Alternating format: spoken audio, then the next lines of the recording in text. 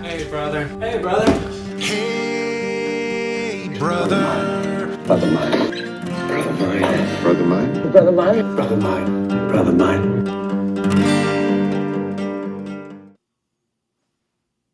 Brother mine. Hey, brother. Hello.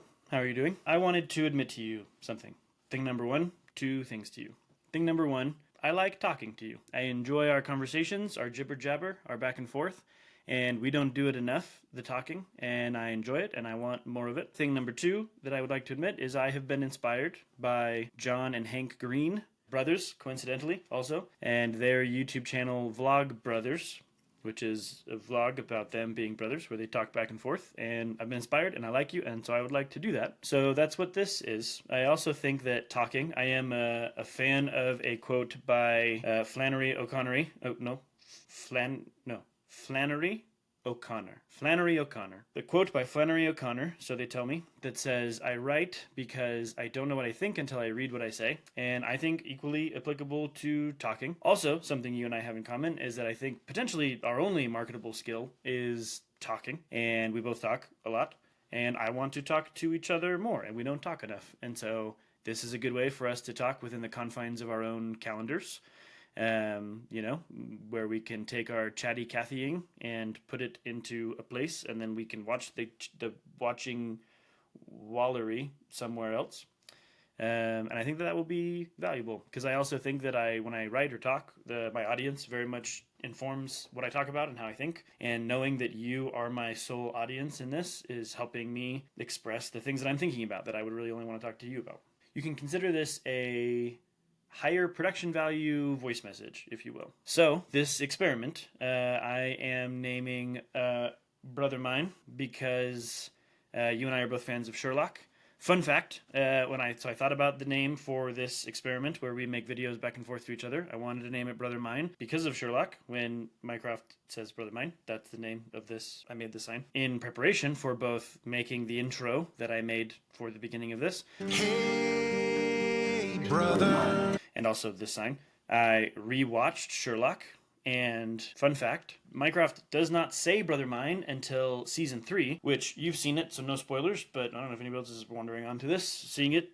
Spoilers, it's not even until after Sherlock dies and comes back to life, sort of. Which I thought was crazy. I watched 2 full seasons of Sherlock thinking, where am I going to write down? Maybe he doesn't say it. Maybe we're crazy. But no, he says it. There was no Mandela-ing of the Brother Mine. He eventually said it. So, without further ado, this is what I wanted to talk to you about. This is something I wrote down, and I thought to myself, I'd like to talk to Chad about that. And so here I am talking to you about it. I have been describing it as ideological whiplash. I didn't vote for Trump. I'm far from a Kamala stan. I'm super glad that the election is over regardless. And I haven't really enjoyed voting for basically everyone that Donald Trump has ever run against, because specifically a core thing for me is that I don't like Donald Trump as a person and what he stands for and what my kids look at and see as a leader. So I didn't vote for him.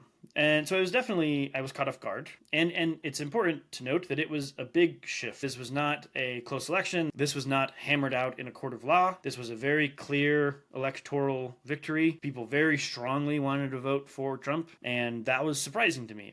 Not even that he won was surprising to me, but how aggressively he won was surprising to me. I don't even think I don't know. I don't follow this. This is not my judicial Twitter feeds, if they have those. But I don't even think any Democrats took anything to court because it was so clear and deliberate that he had won. And so as much as I hate Donald Trump, I was caught off guard and thinking, what am I missing? Political issues, there, the economic issues, there's defense, there's immigration, there's all of these things that I'm clearly missing, that I don't understand well enough that would yield this kind of result. I don't think that Kamala Harris was the savior for everything, ever solve for every problem, but I thought that it would at least go in that direction because of who Donald Trump is as a person. And so I found myself reflecting on, what am I missing? What am I undereducated on? Similarly, around the same time that I was pondering, what can I give Chad for Christmas? A friend of mine sent me a link to a video of a Vlogbrothers video. It was Hank Green talking about 4 lies that he believed. And I watched that video, and it left me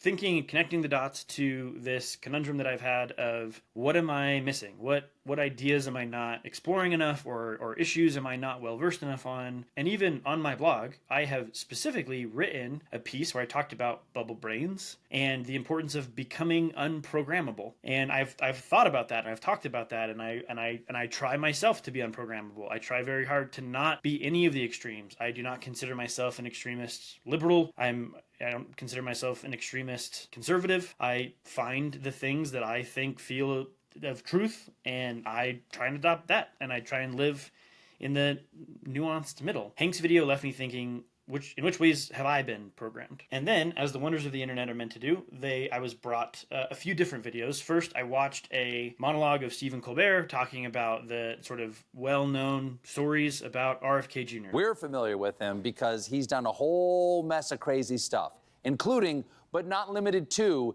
admitting to dumping a dead bear in Central Park as a prank, living with an emu who would regularly attack his wife, owning 2 ravens who meditate with him every morning, bragging about his freezer full of roadkill. And I thought, haha, that's funny, and I moved on. And then later was exposed through another channel to Russell Brand, who increasingly has gone, in my mind, from the weird, funny side character from 2007 Adam Sandler movies to a conservative radio personality, I guess. Right, so he is a comedian with a massive audience, and on the subject of health and the management of American health and the governing of American health, he's not talking to you about big pharma, he's not talking to you about lobbying and donors, neglecting to talk about the crisis in American health, the crisis in big pharma that needs to be addressed, the corruption in both of those industries. Again, none of this is to say that I think that RFK Jr. is qualified to run the health department, but Russell Brand makes a compelling point that there's this person who is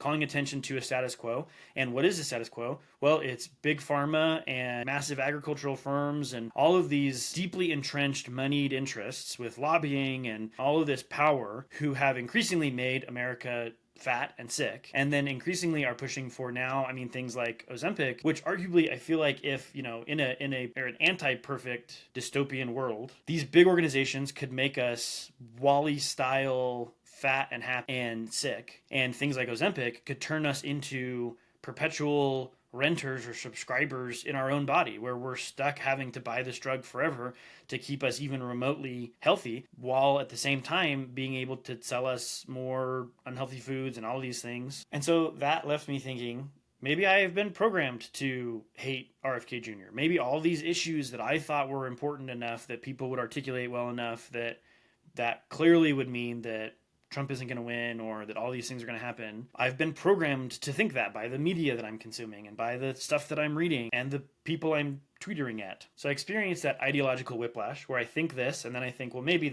I'm being told this, and that is, and who is up and down and what. But then I think to myself, okay, but there are clearly things about RFK that are bad. He and Trump have discussed the possibility of a cabinet position for him, specifically health and human services.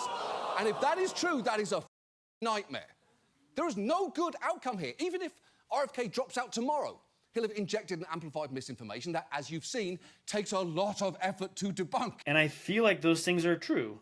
And I've seen evidence of those things. And so that didn't leave me with an answer. That left me feeling with, I need to investigate. I need to create a folder of documents and data and sources, and I need to engage and go deep into the literature. And then I needed to go shopping, and I had a baby crying, and life happened. And I found myself questioning, do I care enough to educate myself? And before the social justice warriors come after me for not being educated, I admit I am not educated.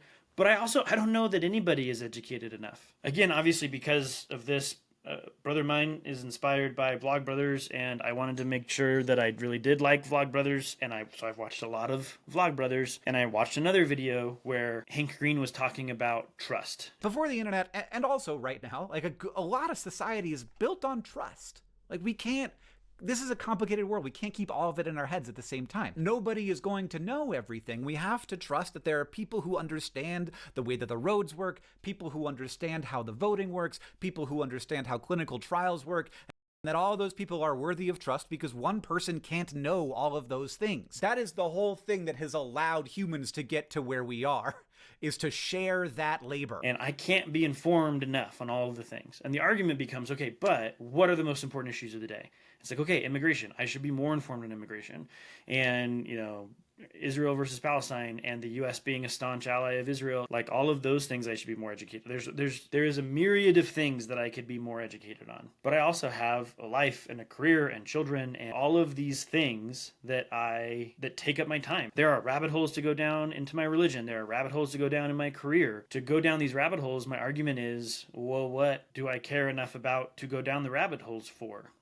And I don't know, brother mine. So for this intensely quick to the point, not rambly at all, first letter in our Republic of Letters, brother mine, I want to ask you the question: why become informed? Why should I engage in these things? And how do we pick the rabbit holes that we go down? Because we have a finite amount of attention and a arguably infinite number of rabbit holes to dedicate our attention to. So why should I become informed? Why and how should I become informed? What should I care about? How do I prioritize? Because that's where I'm stuck on these days. That's one of the things that I'm thinking about. So I would like for you to respond to me, and we get to chat some more. And I love you, and I will see you soon.